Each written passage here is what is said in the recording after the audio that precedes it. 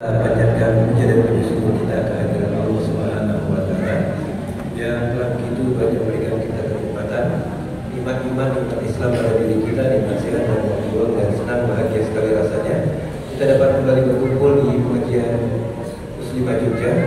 Jadi sini kita berada di Masjid Kampus UGM dan kita akan melanjutkan pelajaran kita dengan guru kita Ustaz Amir Aswaji LC-MPDI. Lanjutkan pelajaran fikih wanita. Pada kesempatan kali ini kita akan melanjutkan. Ustaz akan membahas tentang sholat berjamaah bagi wanita. Mohon kiranya bisa mengkondisikan lagi kembali komputernya. Kita siap-siap lagi, kita dengarkan dengan seksama dan kita catat ilmu yang diberikan oleh Ustaz Amir Aswaji.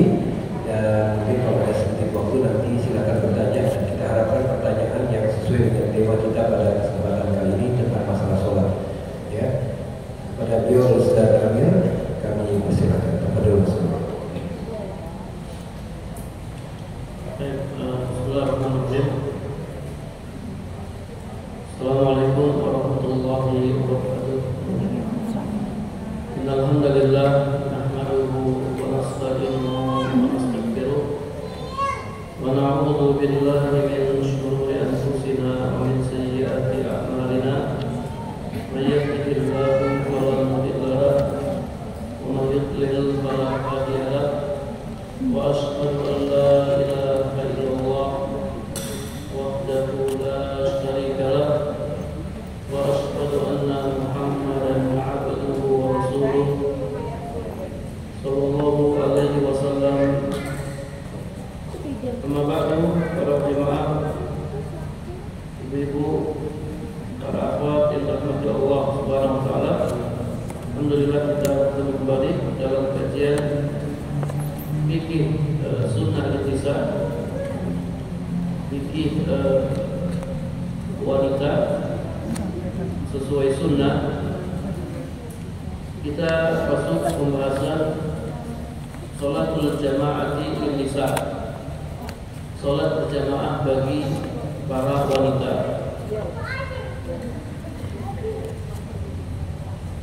Ibu-ibu yang dirahmati Allah Subhanahu wa taala, sholat berjamaah tidak wajib bagi para wanita. Bi ijma'i ulama, berdasarkan kesepakatan para ulama, sholat berjamaah tidak wajib bagi para wanita. Sholat berjamaah wajib bagi para lelaki, menurut pendapat yang paling kuat dari dua pendapat para ulama, atau dari beberapa pendapat para ulama. Lakin yusra'u lahunna al-jama'atu bila khilaf. Akan tetapi disyariatkan bagi para wanita sholat berjamaah tanpa ada khilaf, tanpa ada perselisihan di kalangan para ulama. Jadi beda antara diwajibkan dan disyariatkan. Sholat berjamaah tidak diwajibkan bagi para wanita, namun disyariatkan bagi mereka. Wa sholatul mar'ati fi jama'atin takunu 'ala naw'ain. Sholat berjamaah bagi kaum wanita ada dua macam. Yang pertama, sholat para wanita di belakang seorang wanita yang mengimami mereka. Sholat berjamaah diimami oleh seorang wanita. Jadi imamnya seorang wanita, jamaahnya wanita, imamnya juga wanita.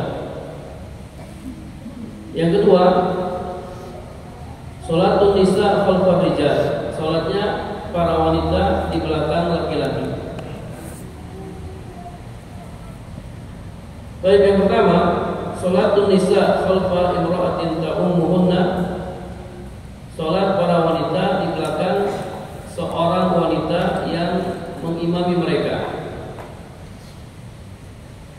Ini disyariatkan Salat yang seperti ini disyariatkan li umuri salasatin, karena 3 alasan. Yang pertama, karena keumuman hadis-hadis yang menyebutkan tentang keutamaan salat berjamaah. Seperti sabda Nabi sallallahu alaihi wasallam dalam hadis riwayat Bukhari dan Muslim, salatul jamaati tabdulu salatal fardhi awil fardi bisab'in wa isrin. Salat berjamaah itu lebih utama 27 derajat dibandingkan salat sendirian. Jadi hadis ini umum, berlaku bagi laki-laki dan bagi perempuan. Laki-laki yang melaksanakan salat berjamaah, dia akan dapatkan keutamaan ini. Demikian pula perempuan yang melaksanakan salat berjamaah, dia mendapatkan keutamaan ini. Salat berjamaah lebih utama 27 derajat dibandingkan salat sendirian. Alasan yang kedua, ada wurudin nahyi an salatil mar'ati bin nisa. Tidak ada larangan para wanita sholat di belakang seorang wanita. Artinya tidak ada larangannya. Para wanita yang melakukan sholat berjamaah bersama seorang imam, ya, perempuan, ini tidak ada larangannya. Kemudian alasan yang ketiga, fi'lu ba'di sahabiyah. Ini dilakukan oleh sebagian sahabiyah. Justru ada dalil yang menjelaskan ada sebagian sahabiyah yang melakukannya, seperti Ummu Salamah dan Aisyah radhiyallahu anhuma. Dari Raithah al-Hanafiyah, anna Aisyah ammat kunna wa qamat bainahunna bi salatin maktubatin. Dari Raithah al-Hanafiyah bahwasanya Aisyah radhiyallahu anha mengimami mereka, mengimami para wanita, dan Aisyah berdiri di tengah-tengah mereka dalam sholat fardu. Ini pernah dilakukan oleh Aisyah radhiyallahu anha. Aisyah sebagai imam, sementara sahabiah yang lain sebagai makmum. Kemudian dalil yang kedua dari Ammar ad-Duhani, an imra'atin min qaumihi yuqalu laha Hujairah, dari seorang wanita dari kaumnya yang digelari Hujairah. Dari Ummu Salamah radhiyallahu anha, annaha ammat kunna faqamat waston, bahwasanya Ummu Salamah pernah mengimami mereka, pernah mengimami para wanita, dan Ummu Salamah berdiri di tengah-tengah mereka.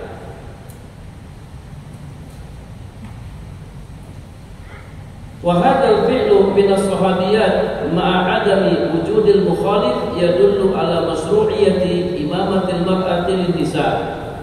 Perbuatan sebagian sahabiyah, perbuatan Ummu Salamah dan juga perbuatan Aisyah yang mereka melakukan salat berjamaah, kemudian di sisi lain tidak ada yang menyelisihinya, tidak ada dalil yang melarangnya.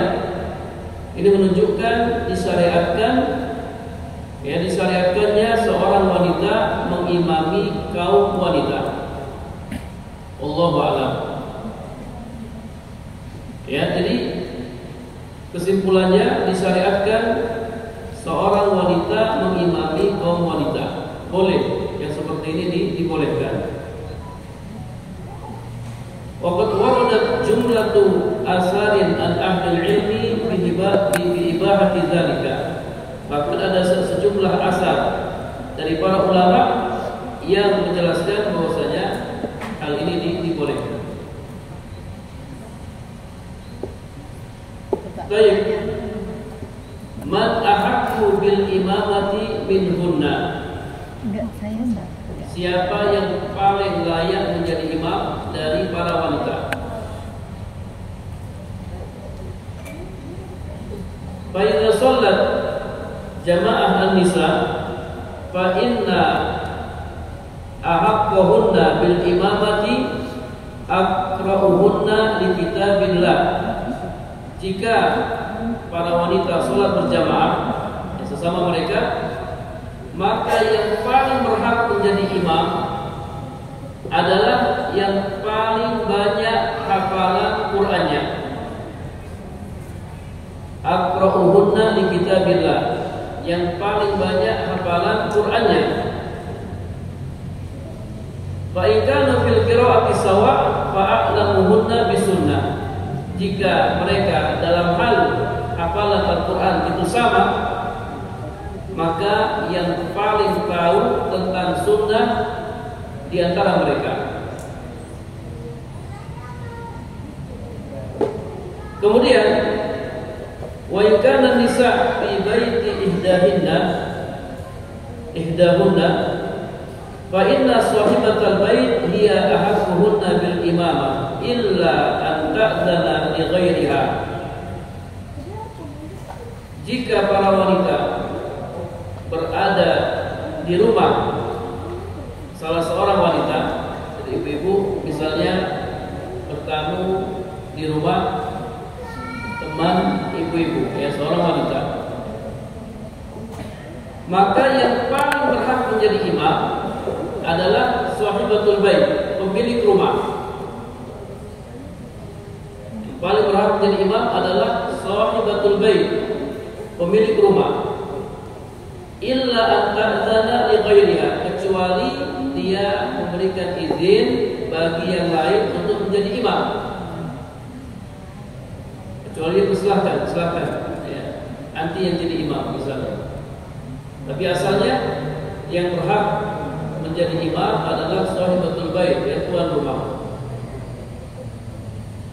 Hal ini berdasarkan hadis Abu Mas'ud Al-Ansari radhiyallahu anhu, ia berkata Rasulullah sallallahu alaihi wasallam bersabda, ya ummul qauma aqra'uhum li kitabillah.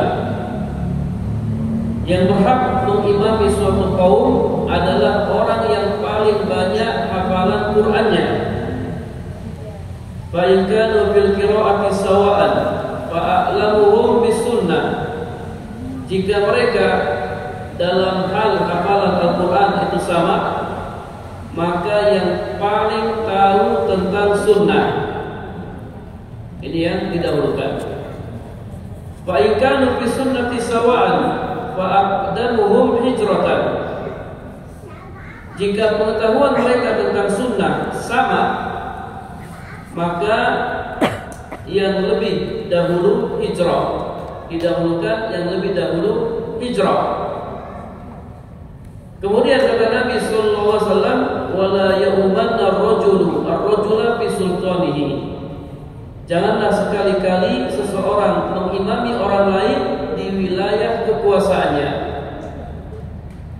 Wala yaqud fi baitihi ala takrimatihi illa bi idnihi. Dan janganlah seseorang duduk di dalam rumah orang lain di tempat khususnya kecuali dengan seizinnya. Hadis riwayat Muslim. Ya, ini dalilnya. Kemudian mauqifuha min kunna fi shalah. Tempat imam wanita dalam salat. Di mana tempat imam wanita dalam salat? Apakah sama seperti imam laki-laki? Ternyata tidak sama. Idza ammat imra'atun an-nisa fi sholati fa innaha taqifu fi waslihinna. Apabila seorang wanita mengimami wanita dia berdiri di tengah-tengah mereka. Jadi imam wanita berdiri di tengah-tengah para wanita, bukan di depan mereka. Beda dengan laki-laki. Kalau laki-laki yang jadi imam laki-laki, maka dia berdiri di depan makmum, di depan laki-laki yang lain. Adapun kalau imamnya wanita, maka dia berdiri di tengah-tengah para wanita, di tengah-tengah mereka. Kama taqaddama min fi'li Aisyah wa Ummi Salamah radhiyallahu anhuma wa huwa qawlu aktsari salaf. Sebagaimana sudah kita sebutkan dalam hadis tentang perbuatan Aisyah dan Ummu Salamah. Aisyah ketika mengimami para wanita, Aisyah berdiri di tengah-tengah mereka. Demikian pula Ummu Salamah ketika mengimami para wanita, Ummu Salamah berdiri di tengah-tengah mereka. Wa huwa qaul aktsari salaf, ini adalah pendapat banyak dari salaf.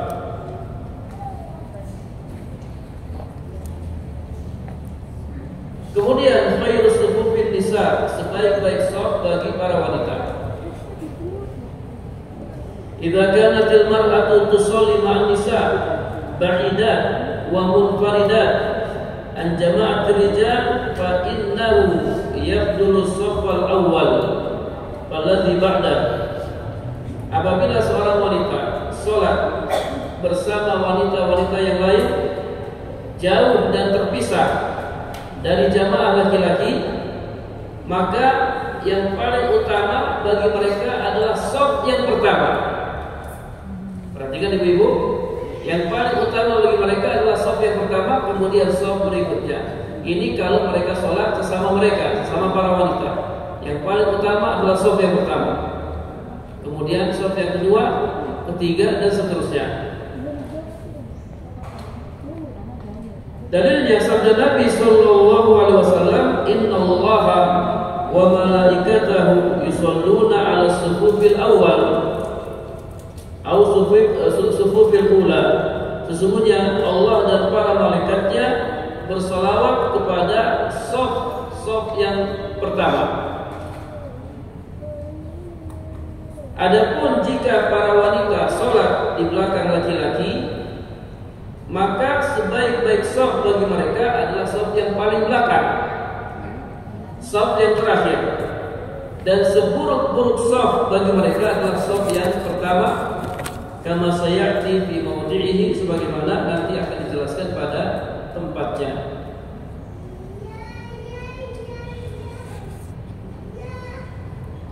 Baik, ini khairus sufuf an-nisa, sebaik-baik shaf bagi para wanita.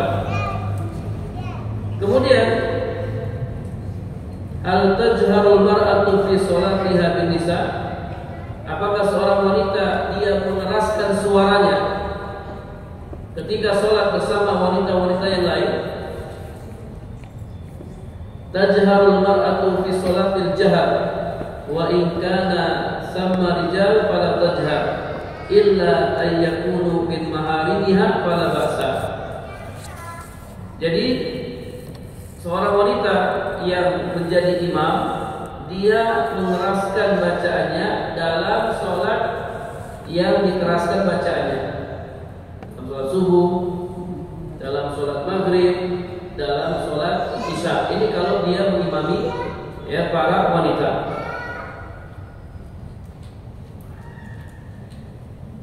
Jika ada laki-laki lain yang bukan mahramnya, fala tajhar, maka dia tidak mengeraskan suaranya, kecuali laki-laki tersebut ada mahramnya, adalah mahramnya. Jika laki-laki tersebut adalah mahram wanita-wanita tersebut, wanita-wanita yang sholat berjamaah, fala ba'sa, maka tidak mengapa dia mengeraskan bacaannya. Adapun kalau laki-laki tersebut bukan mahramnya, maka dia tidak mengeraskan bacaannya. Walaupun dalam sholat jahriyah, sholat yang dikeraskan bacaannya.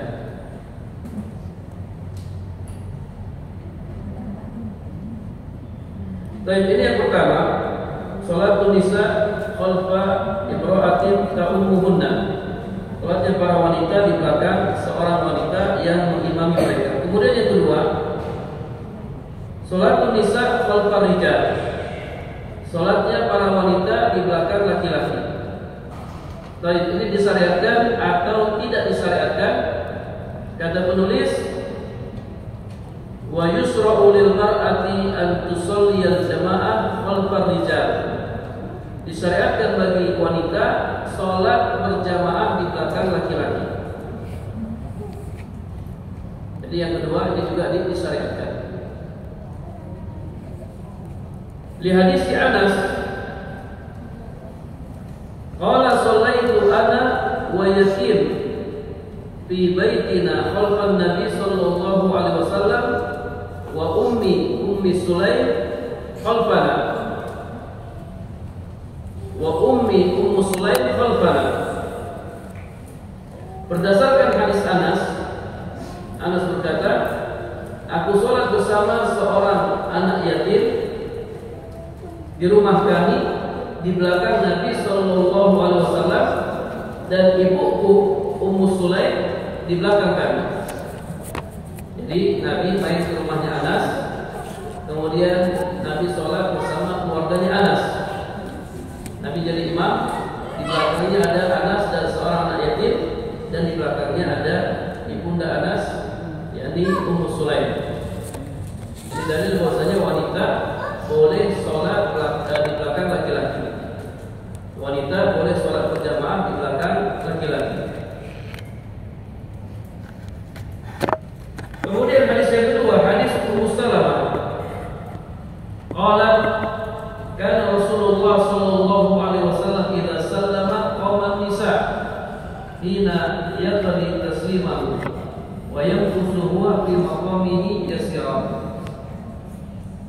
Berdasarkan hadis Ummu Salamah, ia berkata, dahulu Rasulullah sallallahu alaihi wasallam apabila salam qama nisa, maka para wanita yang ikut sholat bersama beliau segera bangkit, segera berdiri. Ketika beliau menyelesaikan salamnya, jadi assalamualaikum warahmatullah, assalamualaikum warahmatullah, maka para wanita yang sholat di belakang beliau mereka langsung berdiri. Sementara beliau sallallahu alaihi wasallam diam sejenak di tempatnya.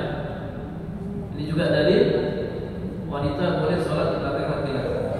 Dahulu para sahabat mereka sholat di belakang Rasulullah sallallahu alaihi wasallam. Wa yustafadu min hazaini al-hadisaini wa ghairihima amran. Dari dua hadis ini dan hadis-hadis yang lain diambil dua faedah. Faedah yang pertama, jawaz sholatil mar'ah khalfa sufufir rijal. Ya, seorang wanita boleh sholat di belakang saf-saf laki-laki. Seorang wanita boleh sholat di belakang saf laki-laki. Faedah yang kedua, annal mar'ata taqifu khalfa rijal. Bahwasanya wanita berdiri di belakang laki-laki. Wanita yang sholat berjamaah bersama laki-laki, dia berdiri di belakang laki-laki. Walaupun tidak ada wanita lain bersamanya, hanya dia seorang diri. Fa innaha taqifu wahdaha fi shaffil akhir, maka dia berdiri di belakang laki-laki fi shaffil akhir, di shaf yang paling akhir. Wa kadzalika idza shallat ma'a rajuli min maharimiha wahdaha waqafat khalfahu. Demikian pula apabila dia, seorang wanita, sholat bersama laki-laki dari mahramnya, ya sholat sendiri, waqafat khalfahu, maka si wanita berdiri di belakang. Ya, misalnya suami jadi imam, yang jadi makmumnya siapa? Istri. Sholat berdua tok, maka istri berdiri di belakang belakang suami. Istri berdiri di belakang suami, bukan di samping suami, tapi di belakang suami.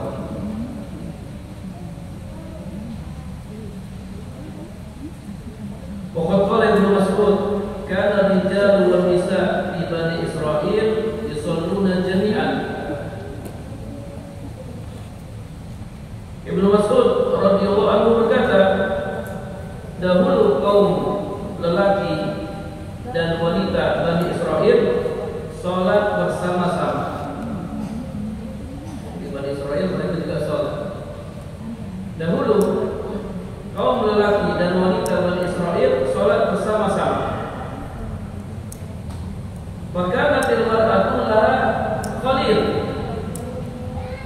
Ternyata ada seorang wanita yang memiliki kekasih pria. Ada seorang wanita yang memiliki kekasih pria. Talbas al-qalibain tadulu bihima li khalilihima. Wanita itu pun memakai sepatu hak tinggi agar bisa dilihat oleh kekasihnya. Fa ulqi alaihinna al-haidu, lalu ditetapkan haid atas mereka. Maka Ibnu Mas'ud berkata, akhiruhunna haitsu akhfarahunna Allah. Tempatkanlah mereka di tempat yang paling belakang, sebagaimana Allah telah menempatkan mereka di tempat tersebut. Tempatkanlah para wanita di tempat yang paling belakang, sebagaimana Allah telah menempatkan mereka di tempat tersebut.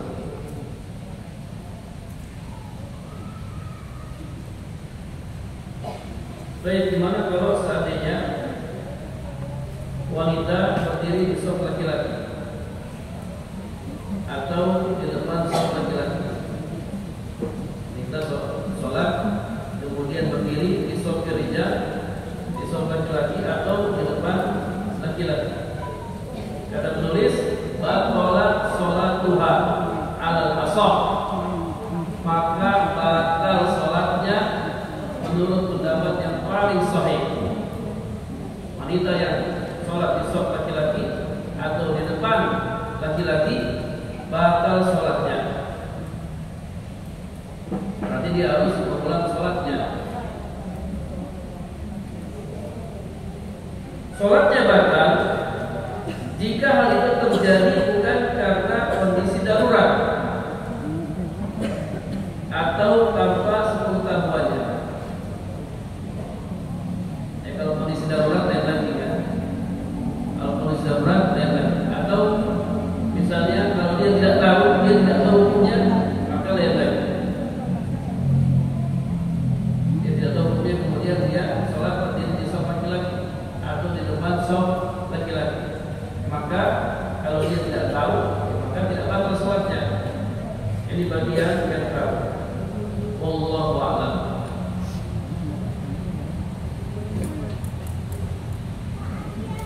Kemudian ada beberapa catatan penting yang disampaikan oleh penulis. Catatan yang pertama, idza farada rajulu bi zawjatihi aw ihda maharimihi fa shalla biha fa hadza jaizun bila khilaf. Apabila seorang laki-laki sholat bersama istrinya, kedua rakaat sholatnya, atau bersama salah satu mahramnya, fahadza jaizun, maka ini dibolehkan tanpa ada khilaf, tanpa ada perselisihan di antara para ulama. Li'annahu yubahu lahu al-khalwah biha fi ghairi shalah, karena dibolehkan baginya berkhalwat atau berduaan fi ghairi shalah, di selain salat. Suami istri ya kalau tidak salat boleh berduaan. Maka ketika sholat pun boleh berdoa, berkhulwat ya, berkhulwat dengan istri atau berkhulwat dengan mahram dibolehkan, baik di luar sholat maupun di dalam sholat. Catatan yang kedua, la yajuzu ayyakuma rajul imra'atan ajnabiyatan bimufradiha. Seorang laki-laki tidak boleh mengimami seorang wanita asing, wanita yang bukan mahramnya, seorang diri. Kalau tadi kan boleh karena mahramnya, karena istri. Gimana Ustaz kalau bukan mahramnya? Ada seorang laki-laki mengimami seorang wanita yang bukan mahramnya, hanya mereka berdua tok yang sholat. Ini tidak dibolehkan. Yang seperti ini tidak dibolehkan. Berdasarkan sabda Nabi sallallahu alaihi wasallam, la yakhluwanna rajulun bi imra'atin fa inna salisahuma syaitan. Tidaklah seorang laki-laki berduaan dengan seorang wanita kecuali yang ketiganya adalah syaitan. Jadi berkhalwat itu tidak boleh baik di luar sholat maupun di dalam sholat bagi yang bukan mahram. Kalau dalam sholat tidak boleh, apalagi di luar sholat.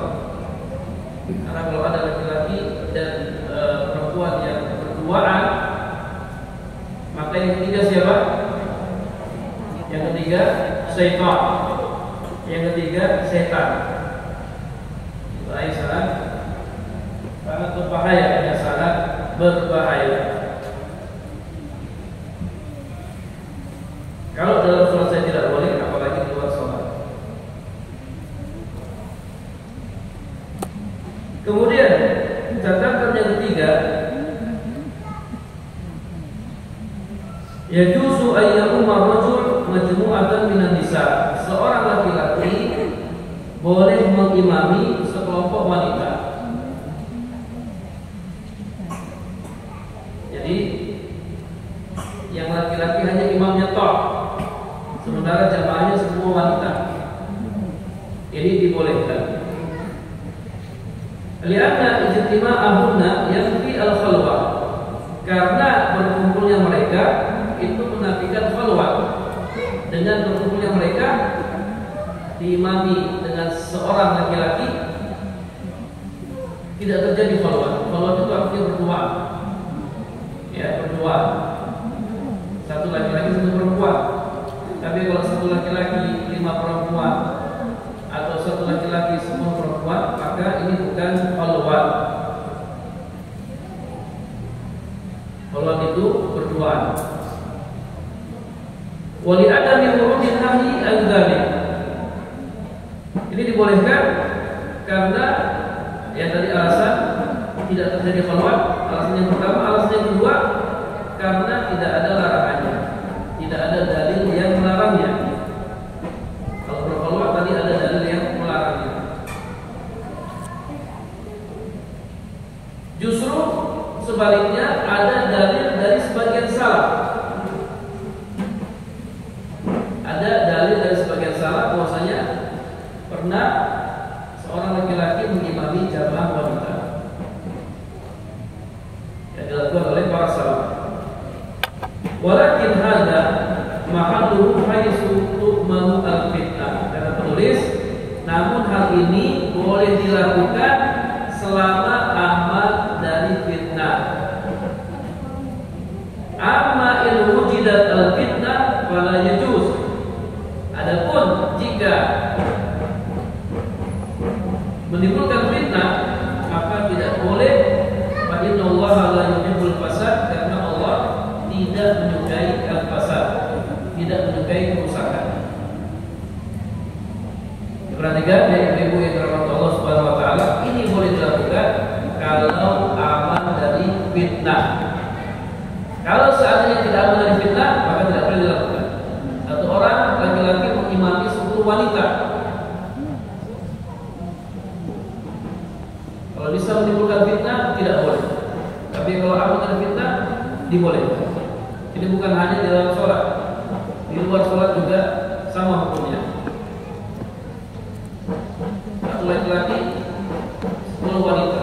Kalau bisa menimbulkan fitnah, tidak boleh.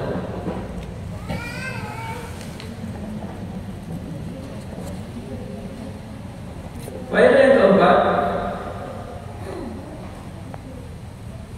idza shalla nisa khalfa sufufi rijal fa inna syarra sufufi nisa awwaluhunna. Kama qala sallallahu alaihi wasallam, apabila para wanita salat di belakang shaf laki-laki, maka seburuk-buruk shaf para wanita adalah shaf yang pertama, sebagaimana disampaikan oleh Nabi sallallahu alaihi wasallam. Kemudian faedah yang kelima atau catatan yang kelima, idza shalla nisa khalfa rijal, apabila para wanita sholat di belakang laki-laki, di mana mereka bisa melihat laki-laki, jadi tidak ada tabir, ya, mereka bisa melihat laki-laki secara langsung.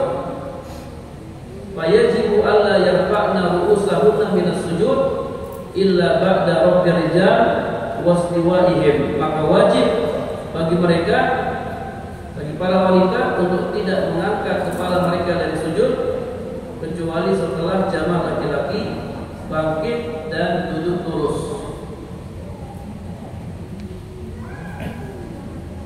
Di jamaah laki-laki bangkit dulu, bangkit dari sujud. Kemudian jamaah ibu-ibu bangkit dari sujud. Li'alla yalmahna inda dzalika syai'an min awratir rijal. Kenapa demikian? Supaya mereka, ya, ini ibu-ibu, tidak melihat sesuatu dari aurat laki-laki. Supaya jamaah wanita tidak melihat sesuatu dari aurat laki-laki. Hal ini berdasarkan hadis Sahal. Ia berkata, "Kana rijalun yusalluna ma'an Nabi sallallahu alaihi wasallam." Dahulu laki-laki sholat bersama Nabi sallallahu alaihi wasallam dengan mengikatkan kain pada leher-leher mereka seperti bayi. Lalu Nabi berkata kepada para wanita, la tarfa'na ru'usakunna, jangan kalian angkat kepala kalian hingga para laki-laki duduk dengan lurus. Hatta yastawi rijal julusan, hingga para laki-laki duduk dengan lurus. Jadi laki-laki bangkit dari sujud, kemudian setelah itu baru ibu-ibu bangkit dari sujud. Ini kalau ibu-ibu bisa melihat jamaah laki-laki. Jadi memang dalam Islam, masya Allah, ya, kalau kita perhatikan penjelasan-penjelasan ini, Islam sangat menjaga. Ya, yang tidak perempuan itu kalau ketemu ya fitnahnya besar, maka Islam sangat menjaga. Ya, bagaimana caranya supaya laki-laki tidak terfitnah dengan perempuan dan sebaliknya, perempuan tidak terfitnah dengan laki-laki. Makanya disyariatkan menutup aurat, ya, disyariatkan pakai hijab.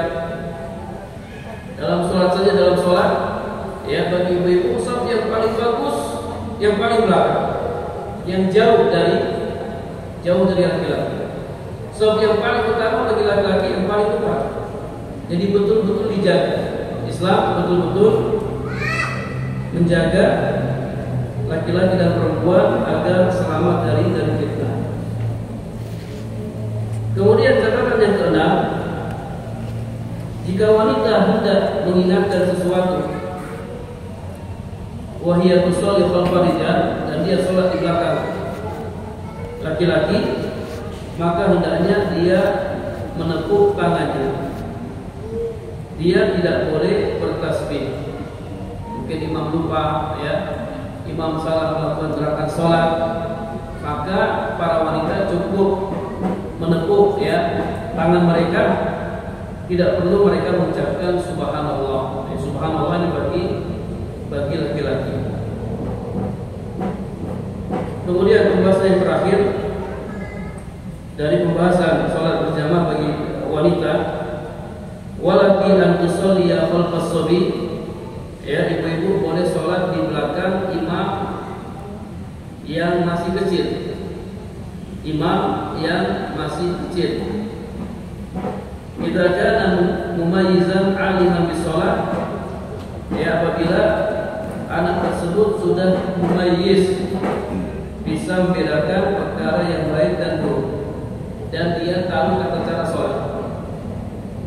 Jadi anak kecil yang menjadi imam ya imam satu sholatnya sah selama dia sudah mumayyiz dan dia mengetahui tata cara sholat. Watakifina khalfahu. Jadi ibu-ibu boleh berdiri di belakangnya. Waqad shalla Amr bin Salamah bi qaumihi wa huwa ibnu sittin aw sab'u sinin. Dahulu Amr bin Salamah dia sholat mengimami kaumnya sementara umurnya baru 6 tahun atau 7 tahun. Umurnya baru 6 tahun atau 7 tahun dia sudah menjadi imam. Ammar berkata, "Fanadharu falam yakun ahadun aktsaru Qur'anan minni." Ketika sholat sudah didirikan, maka masing-masing jamaah saling melihat. Ya, siapa yang paling banyak hafalan Qur'annya? Ternyata tidak ada seorang pun yang lebih banyak hafalan Qur'annya daripada diriku. Masih kecil hafalan Qur'annya banyak, maka dia yang dimajukan sebagai imam.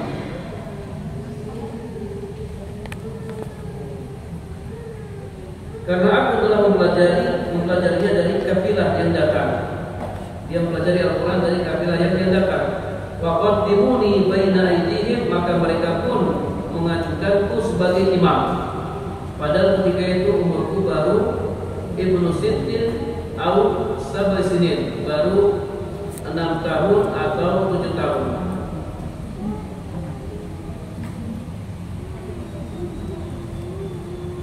Baik, ini barangkali yang bisa kita sampaikan pada kesempatan ini ya tentang sholat berjamaah bagi putra wanita. Kalau ada hal-hal yang ingin ditanyakan,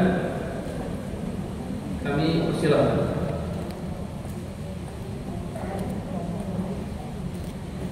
Baik, seperti Ustaz atas nasihat-nasihat yang telah diberikan, pelajaran yang sungguh sangat berharga untuk ibu-ibu dan remaja putri sekalian dalam sholat berjamaah. Ada beberapa pertanyaan Ustaz, masih ada sedikit waktu untuk bersoal jawab. Kami bacakan.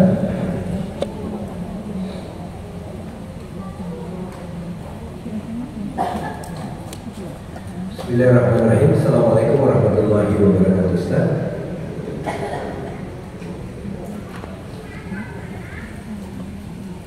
Ustaz, bagaimana jika saat sholat berjamaah samping kanan dan kiri kita tidak mau merapatkan shaf? Kita sudah berusaha merapatkan diri, tapi jamaah lain seperti tidak bersedia merapatkan diri. Kakinya mungkin sudah dirapatkan, Ustaz, menghindar, kejar lagi ke sana, pindah lagi. Apakah sholat kita tetap mendapatkan pahala yang sempurna dan setara shaf tidak rapat? Nah, para jemaah dirahmati Allah Subhanahu wa taala, ya ibu rahimakumullah. Jadi sebelum sholat, dia adalah tugas imam merapatkan shaf para jemaah. Entah dengan perbuatan atau dengan perkataan. Shawmu sufufakum wa inna tasbihatus sufuf min tamamis sholat. Imam sampaikan dengan perkataan atau mungkin dengan perbuatan. Ya, dilihat ada sampai mas renggang, kemudian dia datang dan dia rapatkan. Jadi sebelum mulai sholat, imam memperhatikan shaf para jemaah dan merapatkan shaf jemaah. Ya, kalau seandainya imam sudah mulai sholat, kemudian ada jemaah baru yang datang, kemudian jemaahnya tidak mau rapat, ya. Jadi kalau posisi kita dengan imam, sementara posisi dia jauh dari imam, ya kita merapat dekat imam. Adapun dia yang jauh, ya sudah, ya. Itu sudah menjadi urusan dia. Adapun kita merapat ke imam. Beda halnya kalau posisi dia ini yang tidak mau merapatkan shaf, dia dekat dengan imam, sementara kita jauh dari imam, kita ada di sebelahnya. Maka kita mepet dia terus. Ya, kita mepet, kita rapat ke dia. Kalau dia menghindar, kita mepet terus, ya. Kita akan berusaha untuk merapatkan shaf. Karena lurus dan rapatnya shaf itu termasuk kesempurnaan sholat. Lurus dan rapatnya shaf termasuk kesempurnaan sholat. Nah, Baik, terima kasih Ustaz atas jawaban yang telah diberikan. Kita bacakan kembali Ustaz. Kita angkat dari pesan singkat. Bismillahirrahmanirrahim. Assalamualaikum warahmatullahi wabarakatuh. Semoga Ustaz selalu mendapatkan perlindungan dari Allah Subhanahu wa taala dan juga panitia pengajian Muslimah Jogja beserta kru. Semoga Allah memudahkan segala urusan kita. Ustaz, misalkan suami atau mahram jadi mahram lalu dia melakukan suatu kesalahan dalam menimali. Iya. Kemudian apakah kita boleh bersuara subhanallah ini awal atau hanya bertepuk saja? Mohon nasihat dari saya. Wallahu a'lam bishawab. Jadi bagi wanita cukup menepuk tangan, ya. Adapun subhanallah itu bagi laki-laki. Wallahu a'lam bishawab. Baik, terima kasih Ustaz atas jawaban yang telah diberikan. Kita kembali bacakan. Ini masih ada sedikit waktu ya, pas jam 11. Mohon untuk yang membuat pertanyaan jangan kecil-kecil seperti ini ya. Ini setengah mati kita sudah pakai kacamata ya. Susah ini, sudah kecil, irit. Tapi coba kami bacakan Ustaz. Bismillahirrahmanirrahim. Assalamualaikum warahmatullahi wabarakatuh Ustaz. Izin bertanya, adakah batasan berdoa dalam sujud dalam sholat berjamaah? Kalau terlalu lama, apakah diperbolehkan? Biasanya di sujud terakhir ini Ustaz. Mohon nasihat dari Ustaz. Baik, sabda Nabi sallallahu alaihi wasallam, aksirul doa fi sujud, berbanyaklah doa dalam sujud. Ini umum ya. Ini umum sujud apa saja dalam sholat kita. Ya, baik sholat wajib maupun sholat sunnah, dan tidak dikhususkan sujud terakhir. Jadi memperbanyak sholat dan memperbanyak doa dalam sujud itu tidak khusus sujud terakhir. Ya, sujud ketika rakaat pertama atau sujud ketika rakaat kedua ini umum di setiap sujud dalam sholat kita. Ya, adapun kalau kita sholat berjamaah kita manut sama imam. Ya, kita manut sama imam. Imam bangkit dari sujud, kita ikut bangkit dari sujud. Ya, ketika kita berdoa, doanya belum selesai, imam sudah bangkit dari sujud, maka kita bangkit dari sujud. Berbeda kalau kita sholat sendiri di rumah. Ya, kalau sholat sendiri di rumah kita bisa panjangkan sujud kita. Kita bisa perbanyak doa kita dalam sujud. Adapun batasannya tidak ada batasannya. Cuma dalam sholat itu harus seimbang antara berdirinya, rukuknya, sujudnya, duduk di antara sujudnya dan seterusnya. Kalau berdirinya lama, berdirinya panjang, rukuknya juga agak lama, tidaknya juga agak lama, sujudnya agak lama, kemudian duduk di antara sujudnya juga agak lama. Ya, sebagaimana dalam sholat gerhana. Ya, sebagaimana dalam sholat gerhana. Jadi diseimbangkan. Ya, wallahu a'lam bishawab. Baik, terima kasih jazakallahu Ustaz atas jawabannya. Kita bacakan yang terakhir ya Ustaz, diangkat dari pesan singkat WhatsApp. Bismillahirrahmanirrahim. Assalamualaikum warahmatullahi wabarakatuh Ustaz. Ustaz, bagaimana cara sujud tilawah dalam sholat apabila surat yang dibaca adalah surat Al-Alaq? Jazakallahu Ustaz atas jawabannya. Surat Al-Alaq. Baik, jadi dia dia sujud, ya, Allahu Akbar, bertakbir sujud, kemudian dia bangkit, dia bertakbir, kemudian setelah itu dia bertakbir untuk ruku, dia bertakbir untuk ruku, kemudian ya seterusnya, ya iktidal dan seterusnya. Nah, Baik.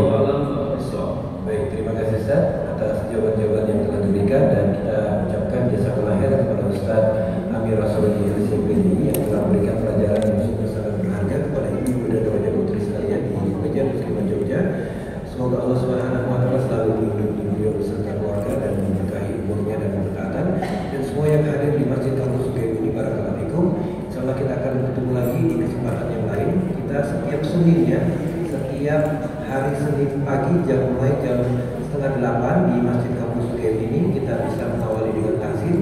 Kami lihat banyak peserta-peserta yang baru, mohon kiranya untuk bisa bergabung